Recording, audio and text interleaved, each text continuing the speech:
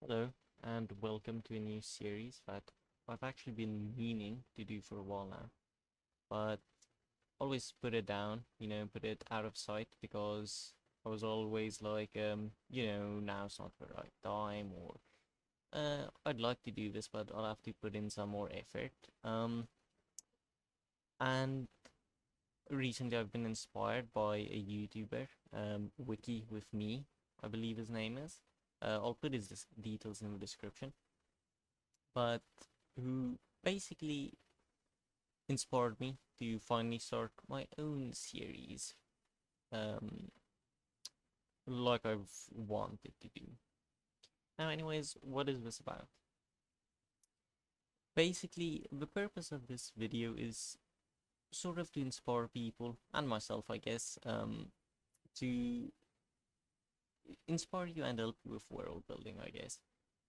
Um, Now, I thought we'd start it off, and I intend on doing more things like this. Basically, I'll check a Wikipedia article, something that's interesting, something well known, something not that well known, things like that. Then we'll read the article and delve into some possible world building opportunities.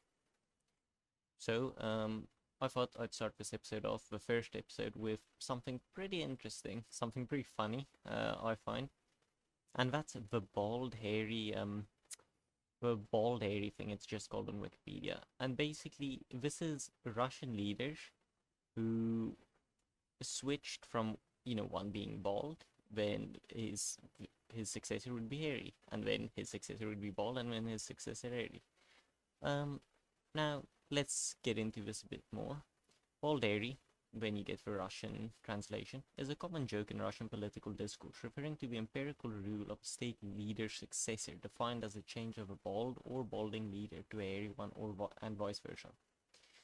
This consistent pattern can be traced back to as early as 1825, when Nicholas I, Nicholas I, succeeded his late brother Alexander as the Russian emperor. Nicholas I's son, Alexander II, formed the first bald hairy pair of a sequence with his father.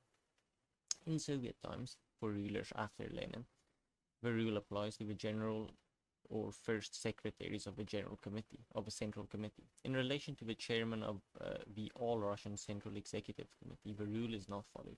Additionally, the chairman of the Presidium of the Supreme Soviet of the USSR do not follow the rule, having more hairy leaders than bald.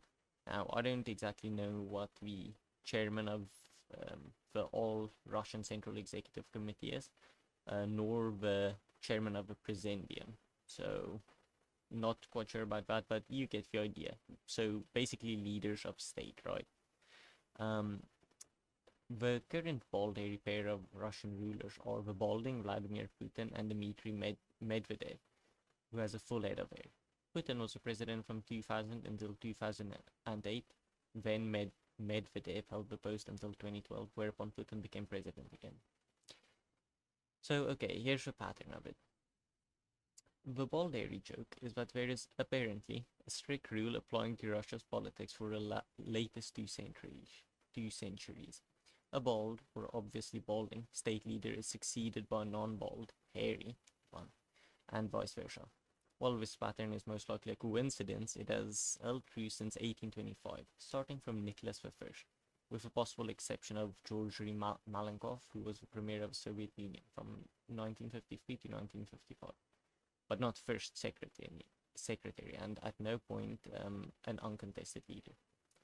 However, some newsreel film of Joseph Stalin at the Potsdam conference showed that he was in the early stages of balding, lending controversy to the rule. Controversy to this rule, yeah. So here are some pictures of these guys. Nicholas I, he was bald, then followed by Alexander II, then Alexander III, then Nicholas II, Georgy Lvov. I have really actually no idea who Georgy Lvov, I don't know if I'm pronouncing that correctly, is.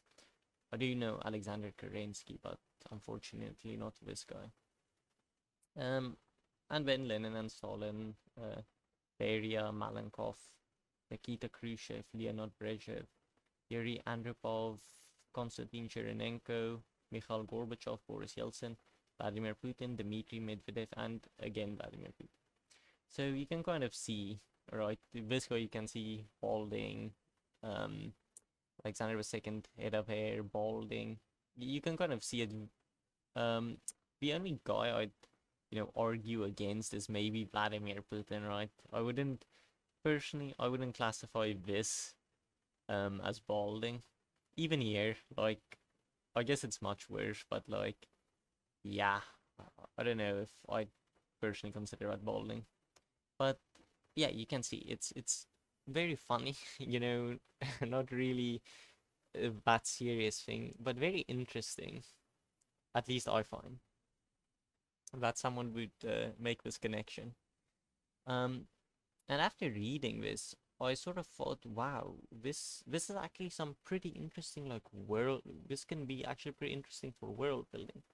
But I'll get to that in like 1 second. I guess let's um read this article like through because it's not that long.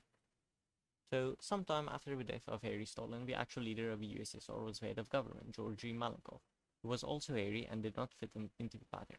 However, in the first months after the death of Stalin and before arrest, the greatest power was held by Minister of Internal Affairs Lavrenti. Sorry, I need to pronounce this. It's gonna annoy me if I didn't pronounce his name correct.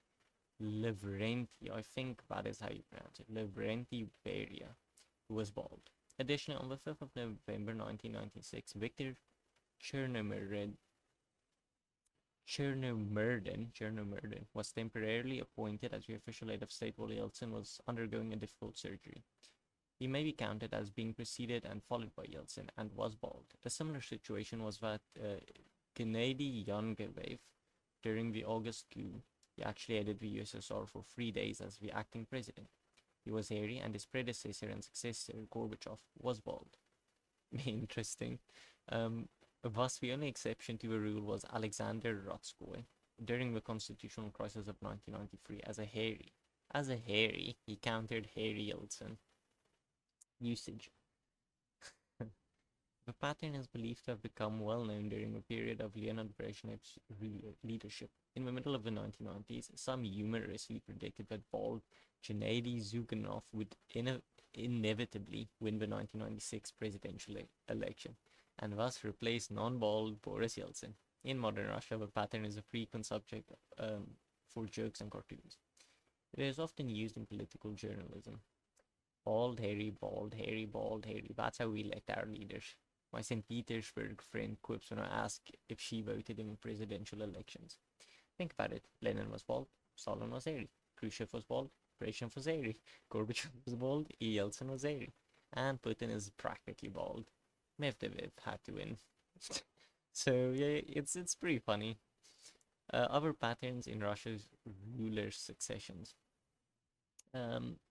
Man-woman. From 1682 to 1801, there was a strict man-woman sequence on the Russian throne. Peter I the Great, Catherine I, Peter II, Anne, Ivan VI, Elizabeth, Peter III, Catherine II the Great, and Paul. Emperor Paul changed the rules of successions to the throne so that only men could rule the country, and the man-woman interchange was terminated. If Tsarina Sophia, a sister of Peter I and Ivan V, and a powerful regent during their minority, is counted as a de facto ruler, then the sequence could be traced from 1676, when another of Sophia's brother Theodore III succeeded to the throne. So yeah, you can also see it's pretty. I actually didn't read this part, so this is actually pretty interesting. So yeah, man, woman, man, woman, man, woman. It's really insane how many women actually like rule in Russia. Really insane. Killed slash died. A different sequence is related to the character of death of Russian heads of state, and can be traced from 1730 to 1825, and separately from 1825 to 1924. Anne died, Ivan VI was killed, Elizabeth died, Peter III was killed, Catherine the Great died, Paul was killed, Alexander I died. Also, all women died, not one was murdered. Interesting. Or killed. After an interruption of a sequence when Nicholas I suppressed the revolt of the Decembrists who threatened to kill him and his family, The sequence resumed when Nicholas I's son Alexander II was killed. Alexander I died and Nicholas II was killed. However, Nicholas, the designated successor Mikhail or Michael II, was never confirmed as emperor, and soon after the Russian Revolution of 1917 was executed by revolutionaries. While the pattern was briefly maintained after the monarchy's downfall by Soviet leader Vladimir Lenin's death from natural causes, his successor Joseph Stalin broke the pattern through his own death from a stroke. No subsequent Russian heads of state have been killed since Nicholas II's murder.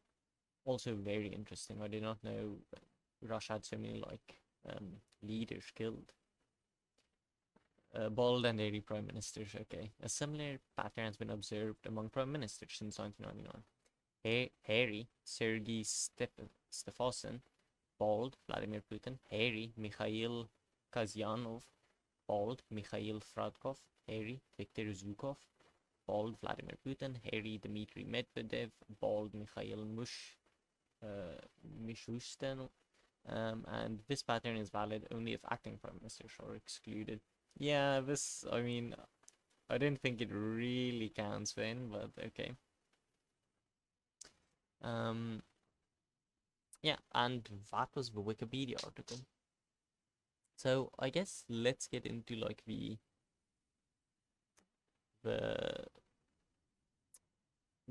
world building aspect of it. I've prepared a little document here, I guess. Oh, sorry. Just bear with me. I will be scrolling down, maybe making this a bit more readable. I know it's a bit annoying looking at it like this, but I've got some text prepared that you don't want to reveal at the first instance. So, for world building, like I said, I found that very interesting, and for world building, I think it's very interesting to see these patterns, in your fantasy world or your sci-fi world or things like that. So I've sort of split it into two categories. You have the deliberate choosing of these leaders, or you have the undeliberate choosing, or the coincidence, I guess. One is more like people do it deliberately, elect in this kind of order, and one is sort of fate, I guess, chooses in an order, coincidence, it's just coincidence, or you can classify it however you want, but it's not something really, I guess, done by mortals. So our first little thing here for the world building is religious or cultural choosing. So what do I mean by this? So let's say you have in your world there is a nation that is ruled by that's very religious heavy, and it's not a theocracy, but you have a priest, high priest, and he selects he selects the current ruler, and his success, and if they die he chooses another one, and so on and so on. So you can see here, I think it would be pretty interesting if basically it's a religious or cultural precedent that in this country a male is always followed by a female, and then it repeats again, followed by a male, followed by a female. So yeah, religious or cultural precedent. Maybe religious leaders elects the leaders of the nation, and you can get more creative in other ways too, I guess. But just bear in mind it's always, I find, interesting when you I guess differ from the classic, okay, this king is succeeded by his son, and his son, that's interesting and all, but this just makes it unique, I guess. So next up, we have holy virtues in leaders, or blessed traits in individuals. So what do I mean by this? So for instance, I think in the same way that, you know, the bald hairy people are selected, it would be pretty interesting if, let's say, in this religion, there are certain traits that are seen as good and certain traits that are seen like bad. If you play Crusader Kings 2 or Crusader Kings 3, you might know what I mean. Um, so let's say, for example, being charitable or kind, you know, those are obviously good traits um, for people to have. Whereas being greedy or being rough, angry, you know, those are bad traits for someone of this religion to have, or that religion, or, you know, culture, anything really. So I think it would be pretty interesting if, you know, in a nation, um, a certain religion might deem this king good because he was kind, and then this one would be evil because he was unkind or greedy or something. But then the next person would be kind, and then yay, very good ruler, and then evil one. You know, so same as the Baldari people, just instead of hair, I guess uh, I don't know what word for it would be, but like you get what I mean. So no control on succession, and so no control on leader personality. So yet again, it's left to fate or chance. Uh, Religious leaders might hold sway. Good leader in times of virtue, and bad ones and bad ones in bad times. So maybe like a religious head would say, oh, because the people have been good this season, because the people have, you know, we as a people have not sinned in great things, we are rewarded with a good ruler. And then his successor would be evil. So clearly the people have been doing something bad or seen as bad in this religion. So they've been cursed with a bad ruler. But then he's followed by a good one, and you get you understand the cycle continues. So chosen by a deity. So this might be fate or chance, right?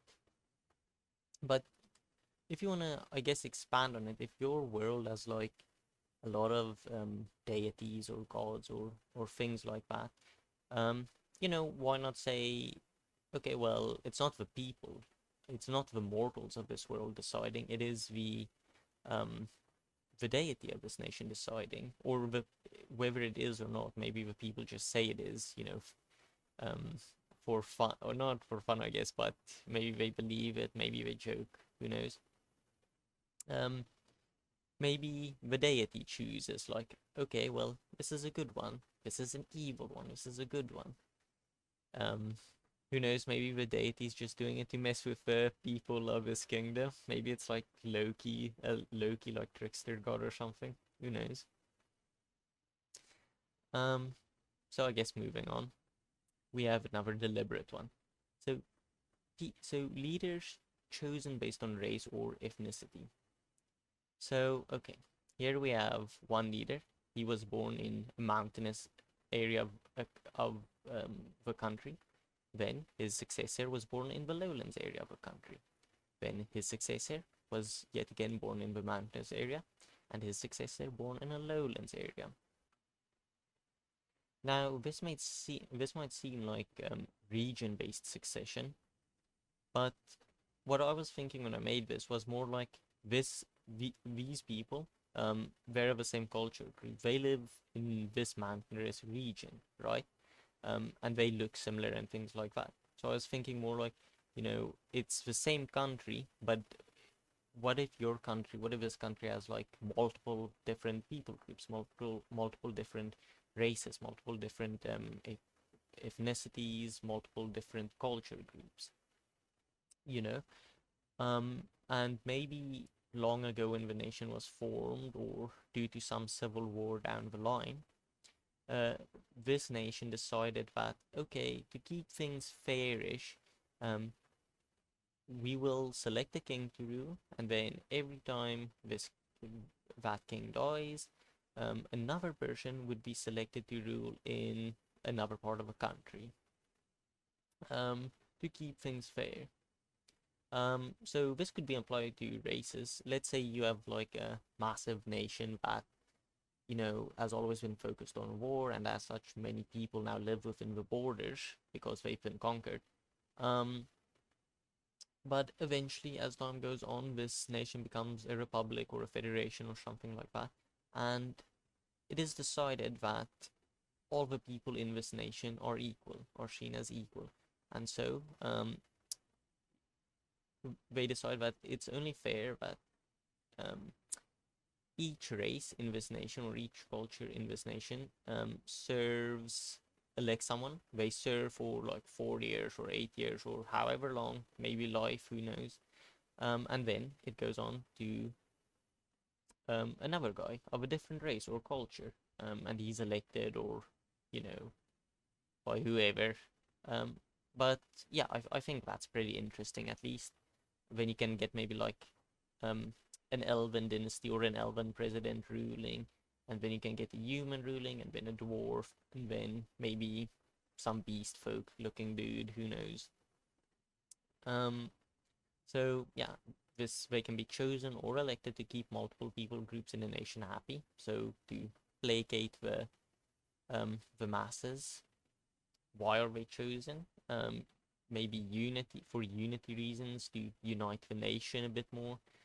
Maybe pleasing other factions. Maybe if this is not followed, then I guess there could be like a faction that is militarily very strong and of like a of a group that's local to one of these areas. Or maybe it's just tradition. Maybe a long time ago somebody decided this is how things are done. Maybe it was two brothers deciding that, or two half brothers, let's make it interesting, or two cousins, whatever. And one was born in the mountain areas and he was raised there, and the other was born in the lowland area and he was raised there. And eventually they grew up and they met each other. They didn't realize they were brothers. They fought, and then eventually they found out, thanks to a mythical shaman man, that they're brothers. They had the same father or the same mother or something like that. And yeah, so now instead of going to war with each other's tribes for you know, various years. Now, let's form one nation and rule together. And this is how this nation was formed. And that's why their successors are constantly ruled like that. By one, by not two people ruling the nation, but you know, his son ruled first, and then his son came, and then his son came, and you can really go do a lot of interesting things with this. I think. Okay, so finally we have another fate or chance one, and same naming scheme or names. So okay, what do I mean by this? So once again, think about um, the bald hairy thing. But instead of hair, you can do names. For instance, we have two people whose names start with L, followed up by two people whose names start with A, and then it would again be followed by probably two people with L names, and then, it goes on and on for however long. And this isn't something that really matters in the grand scheme of your world, right? Nobody's really it's not gonna have much of an effect, really. The fact that these people um have whoa, their names start with letters of L, or oh whoa, one guy's bald, the other guy's hair. But it is very interesting. It's just funny, or interesting fun fact about a nation, right? Just a small bit of flavor, I guess, fun flavor for your world. Something that makes a nation unique. Maybe it's got like a classic monarchy, right? Nothing interesting about that, but it has, this thing, by coincidence, not by, instated by mortal minds, but you know, it's just fate. It's just coincidence that these people have these things. And you know, obviously there are so many more examples I could give, so many more things you can do. For instance, you could do bearded, not bearded, you know, facial hair, guys who don't have facial hair, and so on and so on. Maybe you can do something with clothes, how people dress. Maybe you can do other things. I've got a oh, let me just finish. Yeah, funny, interesting, but meaningless fact about animation. Um, I've got a final example below, which is, these were my examples, but then I have an example from fantasy. And we have the Stormlight Archives by Brandon Sanderson. And obviously, one of the things I think of is Light Eyes versus Dark Eyes, right? Now, I didn't think there's mention of Light Eyes character being followed by Dark Eyes character. Firstly, I didn't think Dark Eyed people can rule, right? From what I remember from the books. But you know, maybe you can use eye color is what I mean here. Maybe in this nation it was a green-eyed president followed by a blue-eyed president, then again green, then again blue, and you know, because these are more unique eye colors, you can. It's obviously something that stands out, I guess. Um, that makes it interesting. And now that I mentioned it, I'm kind of curious to know how many like presidents in U.S. history have been, you know, blue-eyed, green-eyed, blue-eyed. You know, if there's anything like that. Um, but okay, yeah. So this was my video. Thank you for joining me. Thank you for listening or watching. Um, Sorry if I rambled a lot. I tend to do that. You know, I wanted to have like some coherence for this video, just so that it isn't complete rambling. So it's at least a bit interesting. And I do plan on doing more of these things. I really enjoy world building and coming up with new ideas for fantasy worlds. You know, these can obviously be used for sci-fi worlds or post-apocalyptic worlds, so many other things. I just like world building and giving people ideas and giving myself ideas, to be honest. Um, so I do plan on doing more of these, maybe not very frequently, but you know, once every few days or so. And I do have a list of items that I want to cover. Like I said, I wanted to do this video months ago, years even. But I always thought, you know, I always had reasons to stall. Um, so hopefully this sets a precedent for me continuing down this route. So once again, thank you for everybody who watched. Thank you to Wiki with me, who actually inspired me to post this video. Please go watch his great videos, where he goes through Wikipedia. I mean, you can also go through Wikipedia, but I find it very, you know, if you're doing something, it's very cool to listen to. And he also has some uh, does talking about facts, and he's also very interested in topics. So it's interesting to listen people who share your interests in learning things, to hear, you know, them talk about it. Please go check out his channel, and hopefully I'll see you in the next video. Thanks.